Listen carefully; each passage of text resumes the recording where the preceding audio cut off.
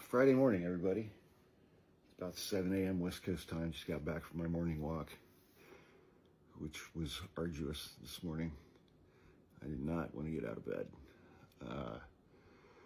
But let's talk about what it's been like being a creator on this app for the last 8 or 9 months. For someone whose politics are on the left. You know, I had a long conversation with my brother the other day, and we were talking about this. We were talking about why are we even doing this, and trying to figure out why.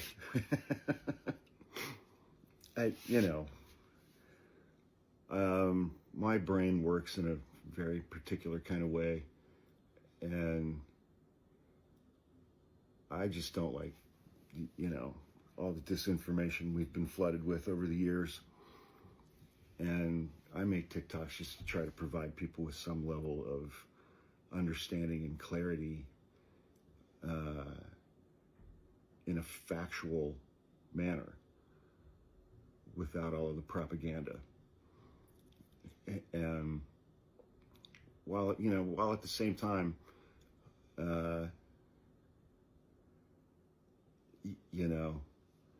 having literally zero desire to engage with any of these people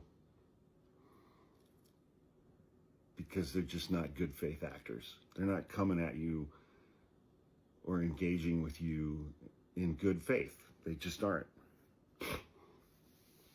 And it's been really, really challenging, just the emotional roller coaster of the last 9 months, because 9 months ago we had hope.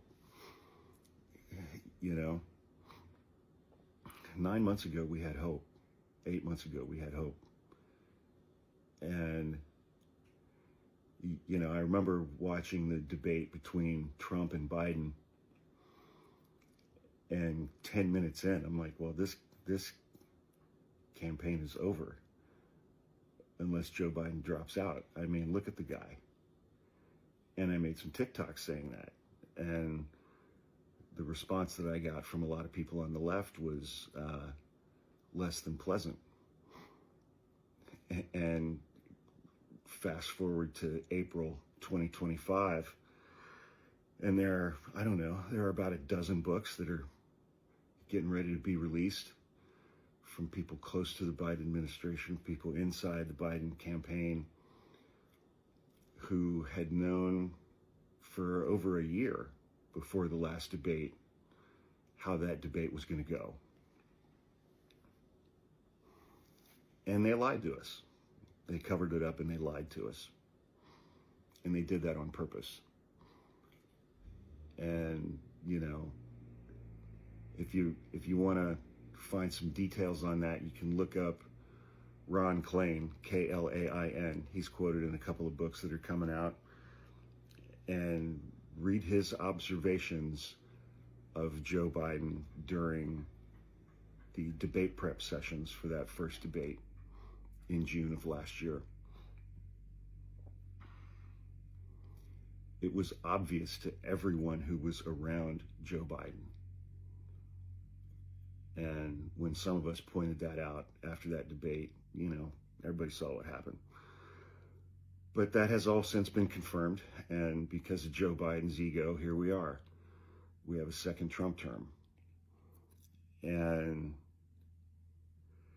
the adjustment to that reality, which started on election night, has been extremely difficult. Trying to understand a nation, an electorate, who would proactively choose to give Donald Trump a second term after the indictments, after the civil rape trials, after the criminal trial and the 34 felony convictions, after the classified documents, after January 6th. Reckoning with who we are as a country that would voluntarily and proactively say, yeah, that guy's getting a second term.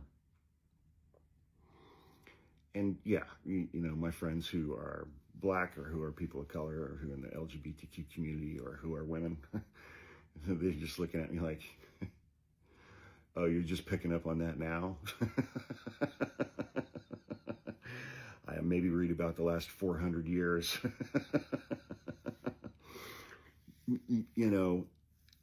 But also as, somebody who has had PTSD for years and who's had a lot of therapy for it and who's in therapy for that right now, we are collectively being traumatized and re-traumatized on a daily basis.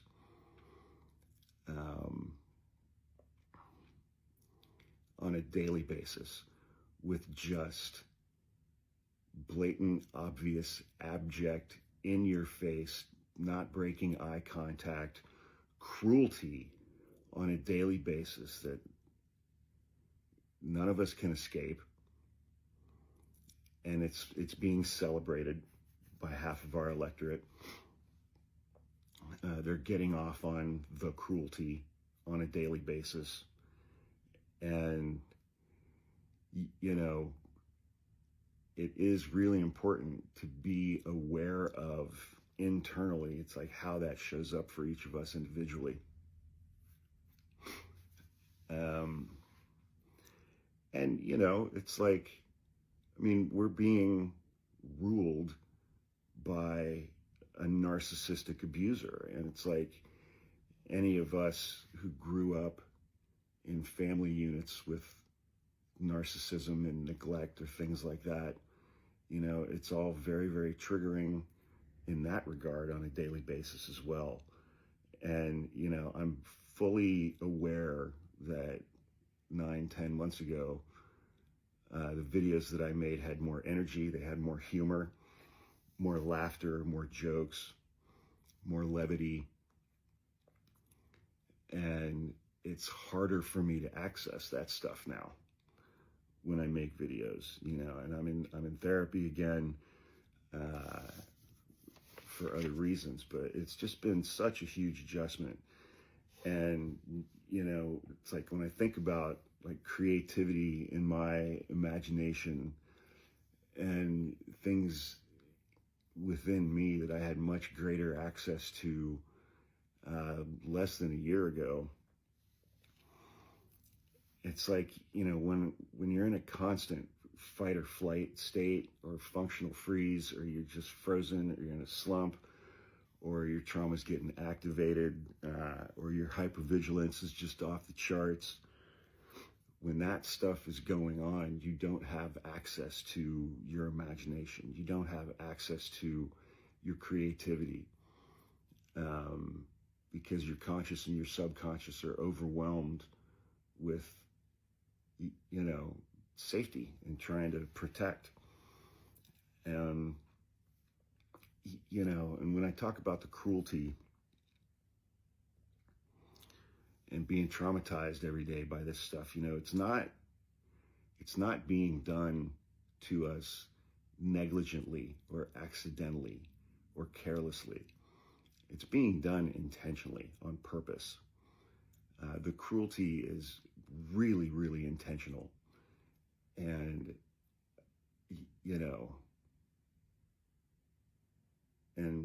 it's just met with, what are you going to do about it?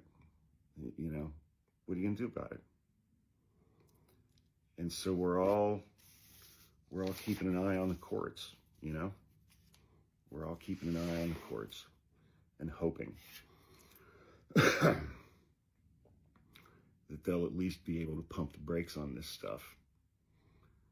But we have 3 years and 9 months left. We're 3 months in. The pace at which things have happened has rattled me. I was not prepared for the pace at which the destruction and the cruelty would take place. I thought to get where we are right now would take a couple years. I was wrong on that. Much the way I was wrong during the last election, because I was approaching the election from logic and reason. And I dramatically underestimated the number of people in this country who are dumb, loud, gullible, mean, easily manipulated, and selfish, and racist, and bigoted, misogynistic, homophobic, transphobic, and ableist.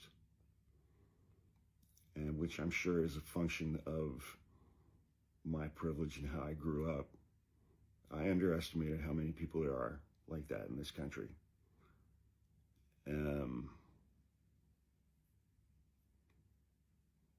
Yeah, it's been an adjustment. It's been an adjustment, you know.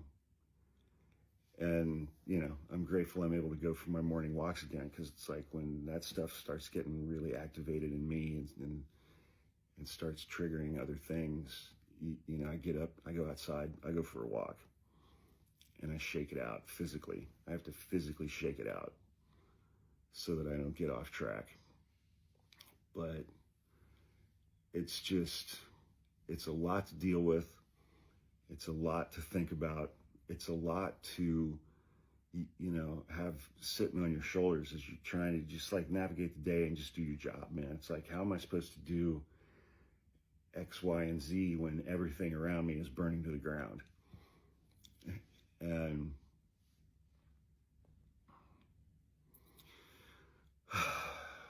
anyway,